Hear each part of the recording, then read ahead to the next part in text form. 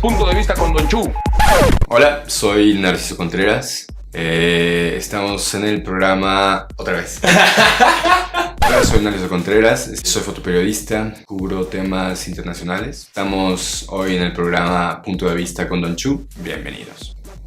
Narciso, bienvenido. Muchas gracias. ¿Qué te trae para acá a México? Bueno, es mi tierra. Tanto como puedo, regreso a México. Vivo en Estocolmo. Trato de mantener una conexión abierta con México y afortunadamente regreso. Un placer que estés por aquí. Tu nombre, Narciso Contreras, igual no le suena a muchos, pero tal vez tus imágenes, tus fotos, pues obviamente las ha visto mucha gente en periódicos y páginas de internet. Trabajas del otro lado del mundo como fotoperiodista y pues has estado en conflictos desde Siria, el Medio Oriente, etc. Pero vamos a empezar por el principio. A ti, Narciso, ¿cómo te empezó la cosquillita de agarrar una cámara? ¿De dónde te vino el amor a la foto? Me di cuenta muy particularmente que seguí casi los pasos de mi padre. Es profesor en filosofía, yo estudié filosofía. Él fue fotógrafo amateur, estudió fotografía pero nunca la ejerció. Y yo lo seguí casi de manera natural. Concretamente surge cuando yo quise entrar a la escuela de cine y me rechazaron.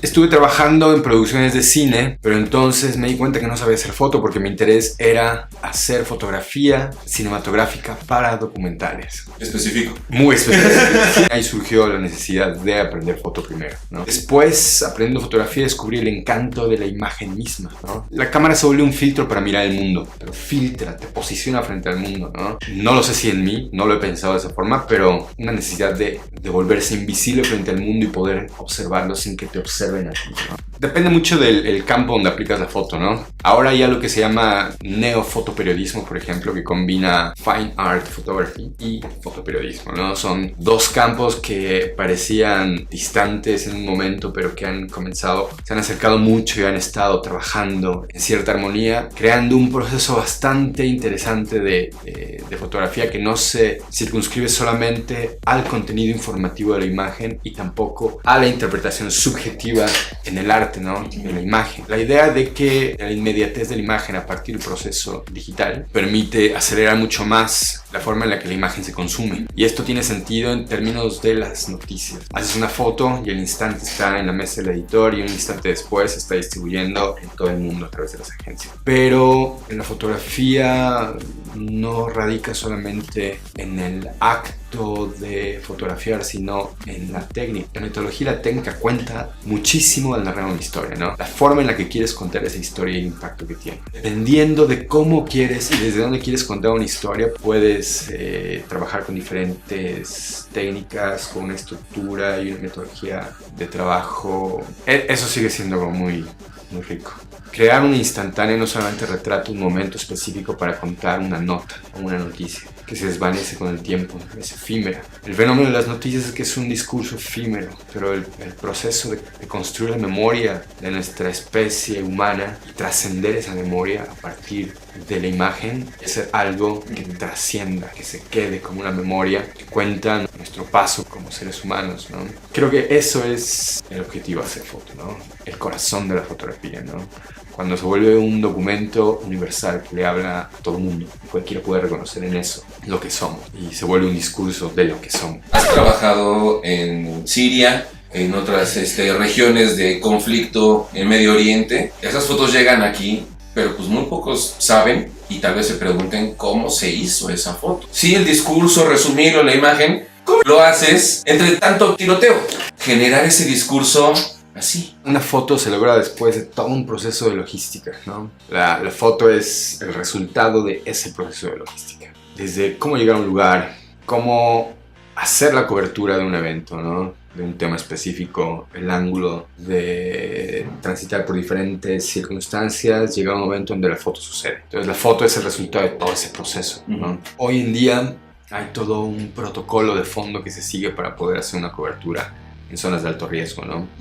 Esto de alguna forma protege tanto los intereses de la industria como de los que arriesgan la vida para contar estas historias, ¿no? Incluso por muertes recientes en los últimos años de fotógrafos, fotoperiodistas, colegas que han ido a trabajar sin el respaldo necesario, fundamental de un medio o una agencia para poder hacer una cobertura de esta naturaleza y han terminado muertos. Es como un alto costo por realizar este tipo de trabajo. Se han abierto cursos de preparación, talleres, etcétera, donde se capacita a los que están interesados ahí en ir a esos lugares para saber cómo hacerlo. Se ha vuelto un poco más un tema de especialización, ¿no? No vas a un lugar del que no sabes nada. No vas a un lugar del que no conoces cómo funciona idioma, movilidad, comunicación, etcétera, ¿no? Una serie de elementos fundamentales que pones en la lista antes de ir a un lugar, ¿no? Cómo voy a comunicar, cómo voy a mover, dónde voy a dormir, etcétera. Una serie de cosas básicas, ¿no? Un tema de preparación hoy más que nunca, ¿no? Porque se pone mucho en juego además. He sabido, digo, no te gusta mencionarlo, pero eres premio Pulitzer 2013 por fotoperiodismo. Dentro de todo lo que nos platicabas tú, estas fotos en específico, ¿cuál fue el camino para lograrlas? Estas fotos fueron del último periodo de trabajo de 6 meses de trabajo en Alepo, finales de julio a diciembre 2012. Estuve viviendo en la frontera de Turquía con Siria y desde ahí entraba y salía al país, ¿no? Fue la primera guerra que cubrí abiertamente. Había cubierto conflictos como la guerra étnica en Birmania, el conflicto separatista en Kashmir, cosas de alguna manera menores en intensidad y jamás una guerra abierta de esta naturaleza. Toda la experiencia fue primero traumática y dos súper intensa, ¿no? Las primeras imágenes, las primeras semanas resultaron ser imágenes muy de reacción, ¿no? Frente a los eventos. Pasaron tantas cosas frente a mí y solo las dejé pasar, ¿no? Uno, porque nunca había cubierto una guerra de esa naturaleza. Dos, porque me di cuenta que carecía de elementos mucho más amplios para poder entender el conflicto de Siria. Y poco a poco fui afinando un poco más la forma de reaccionar a esos eventos, ¿no? Y fue definiendo más los temas que me interesaba cubrir. Esas imágenes, las imágenes del Pulitzer, forman parte de esta última etapa de trabajo en ese periodo, ¿no? Como de octubre, noviembre de 2012. Estas fotos son parte de las fotos que yo le vendí a la agencia AP. Todas estas imágenes se van construyendo por el tiempo que inviertes para trabajar el tema, ¿no? Yo me despertaba con los colegas con los que trabajaba a las 6, 7, 8 de la mañana. Las ofensivas o los combates comenzaban en la noche o en la madrugada, ¿no? Podías ir a visitar el frente y regresar a dormir, porque era una zona de civiles bastante amplia y delimitada por los frentes de combate. Entonces fue un poco la dinámica, ¿no? Estar Y regresar todo el tiempo, ¿no? Regresar todo el tiempo. Y aparte ir a un frente, ir a otro. Y la gente los ubica. Por supuesto, o sea, de repente iba caminando y ¡hey! ¡Narciso! Bueno, no me decían Narciso, no, mi nombre, como me conocían, Narciso, porque se detenían y vamos, súbete. Íbamos a un frente, pasaba allí 1 o 2 días, regresaba, entonces estaba muy activo, ¿no? Porque estuve trabajando muy de cerca con diversos grupos armados en esa zona. Las imágenes aparecen, suceden, ¿no? Vas encontrando los espacios, vas encontrando ángulos, vas encontrando momentos y se va construyendo la narrativa, ¿no? Por la interacción que realizas con el ambiente, con los personajes, ¿no? Si yo hubiera tenido la experiencia de cubrir una guerra abierta de esa naturaleza antes, tal vez mi perspectiva de cubrir el conflicto hubiera sido diferente al llegar, una vez llegado a Alepo, ¿no? Una vez entrado a Siria. Saber en qué dirección, cómo y qué imágenes buscas y cómo las piensas lograr. Pero la fotografía tiene esa magia. Puede ser accidental, el estar en el lugar correcto, en el momento correcto. A pesar de eso, es el resultado de una lectura de eventos, ¿no? Que te permite estar ahí, en ese punto concreto, ¿no?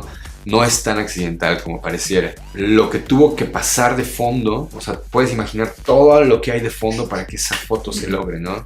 La fotografía es un proceso natural, ese es el punto. La fotografía verdadera, en términos de la fotografía que trasciende, es natural, se da, ¿no? Sucede como algo que está ahí, ¿no? Y que puedes fotografiar, porque se va construyendo, va fluyendo, ¿no? Tiene sentido ese libro tan revelador de Cartier-Bresson, Fotografía del Natural, ¿no? Exactamente observar fluyendo con el devenir o el curso de los eventos, de las cosas que observas, ¿no? Al fluir en ese devenir significa conectarte, ¿no? Ser parte de eso. establecer un vínculo, una conexión. Es personal, conoces al personaje, sabes su nombre, compartes un café, un té. En esas condiciones extremas particularmente, cualquier gesto humano se vuelve eterno, ¿no? Se vuelve una memoria. Ese momento en la oscuridad de la noche, con el sonido de la metralla reventando en los muros, ¿no? Ese sujeto estaba ahí sentado contigo compartiendo un té y fue fantástico. Y esa foto surgió ahí. Narciso, muchas gracias por venir. Un honor que estés por aquí. Ahora sí, un Pulitzer, niños. Es mucho lo que le has aportado a tu trabajo y el de muchos otros fotógrafos al mundo. Y más que nada en estas situaciones de guerra, para informar y para que todo el mundo sea y vea qué es lo que en realidad está pasando. Porque te pueden dar muchos textos, pero la imagen ya sabemos. Dice más. Ojalá. Ojalá. No, muchas gracias. Increíble esta conversación. Esta es tu casa cuando regreses a México y pues luego nos vamos a echar unas chelas a Estocolmo, Okay. o un cafecito por ahí a Siria, a ver cuando se arregle el asunto. Muchas gracias, amiguitos. Narciso Contreras. Y esto fue Punto de Vista con Don Chu. Nos vemos la próxima. Chao.